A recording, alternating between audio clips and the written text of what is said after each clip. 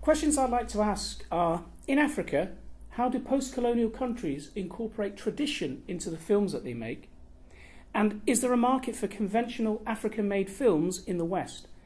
I don't have answers to these, but I'm looking for your opinions.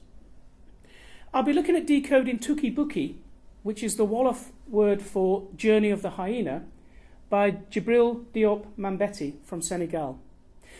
Mambéty died in hospital in Paris in 1998 whilst he was being treated for lung cancer. Other films by Mambéty include Hyenas, Le Franc, Bedouin Boy, The Girl That Sold the Sun, and A City of Contrasts.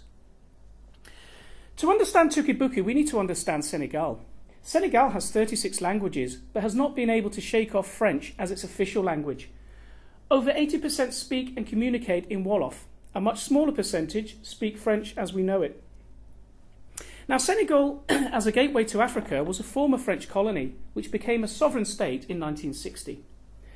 Society historically was organised into a hierarchy of castes, a rigid structure in which descendants of royal lines and nobles ruled over artisan castes and slaves. After independence, a new set of status criteria emerged.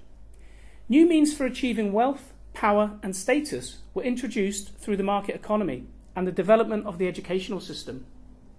Modern elites include successful businessmen, managers and professionals in the private sector, as well as influential politicians and highly educated individuals. Out of 188 countries ranked using the Human Development Index, it comes in at 162. During the colonial era, nearly all the profits generated by the largest firms went to foreign and local nobility. The nationalisation programmes led by the government after independence still favoured a small number of citizens who entered into a new competition for status and power. Corruption has contributed to the growing gap between the elites and the masses who are struggling to survive. A lack of contraception has meant a youthful population. A lack of education and price fixing, particularly on agricultural exports, has hindered the economic development of Senegal. Senegal is a moderately decentralised republic dominated by a strong presidency. Called the Poet President, Senghor was elected in 1960. As a student during the Depression years in Paris, he wrote poetry that helped launch the concept of negritude. Inspired by the romantic visions of Africa, of Harlem Renaissance authors and European ethnographers, Senghor exalted African culture. During his reign, the arts were well funded. He organised the Festival of Negro Arts in Dakar in 1966, and he contributed to the founding of the Organisation of African Unity. Now, although a practicing Roman Catholic, Senghor developed strong ties with the Muslim brotherhoods who supported him. Some Senegalese respected and revered him as the father of the nation, even though they did not share his political views. Unlike most African leaders, he knew when and how to give up power.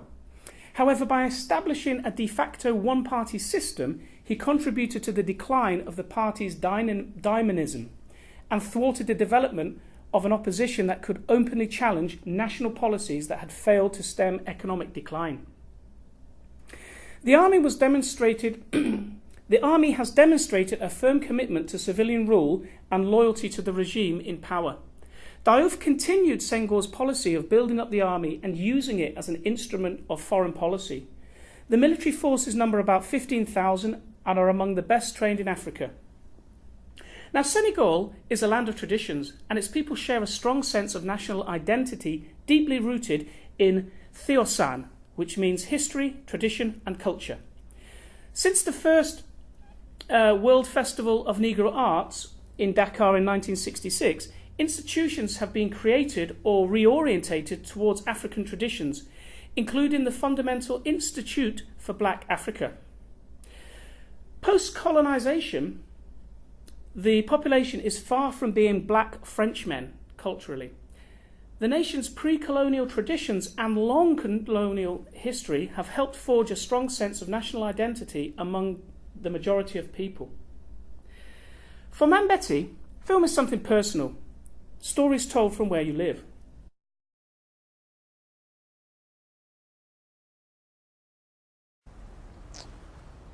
Pour faire du cinéma, C'est simple. Il faut fermer les yeux. Est-ce que vous avez fermé les yeux? Alors vous fermez les yeux.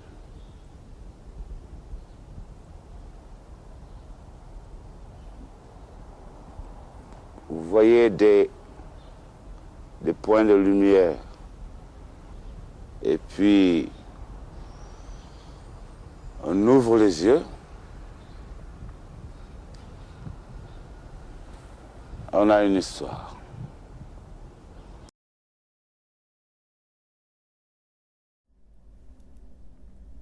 Touki tells a story of Maury and Anta that are disillusioned with the prospect of living in Senegal and plan to leave Maury's debts behind and raise money to reach France on a cruise liner. They live in a shanty town where the informal economy is how they make their money. Anta going to university nearby. She has meetings with a group of wealthy pseudo-revolutionaries. Throughout the film, which is experimental in place and jumps in and out of sequence, there's a strong representation of cattle, which are reared up and slaughtered at the beginning of the film and referenced throughout. Is it Maury that we see riding the cattle at the beginning? Now, Maury has a skull on the front of his bike.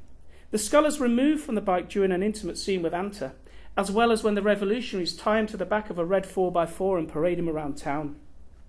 The skull perhaps represents the future of people of Senegal. Now, Maury never gets to leave Senegal, as chooses not to, running towards the broken bike where he holds the shattered skull and is told, "Recognise it? It was a handsome beast." Now, perhaps it was Maury that was the handsome beast. He had tremendous opportunities in Senegal.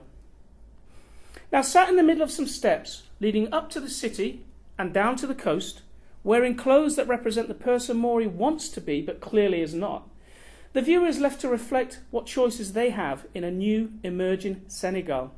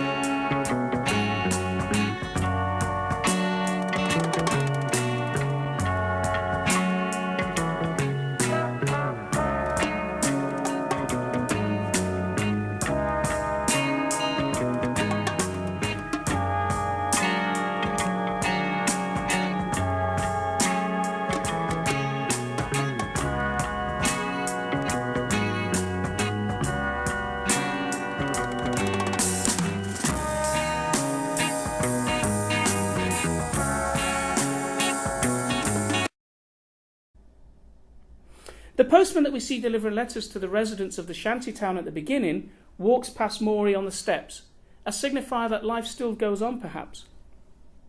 Now, further viewing, the 2015 film Incorruptible is a documentary. It tells of the spring of 2011 in Senegal, which was pitched into crisis when President Aboulaye Wade decided to change the constitution to allow him to have a third term in office. Now, the youth of that country voiced opinion and the term was not allowed, evidencing the stability of Senegal and the future for its young people. Again, questions I'd like to ask. In Africa, how do post-colonial countries incorporate tradition into the films they make? And is there a market for conventional African-made films in the West? Again, I don't have these answers, but I'm looking for your opinions. Thank you.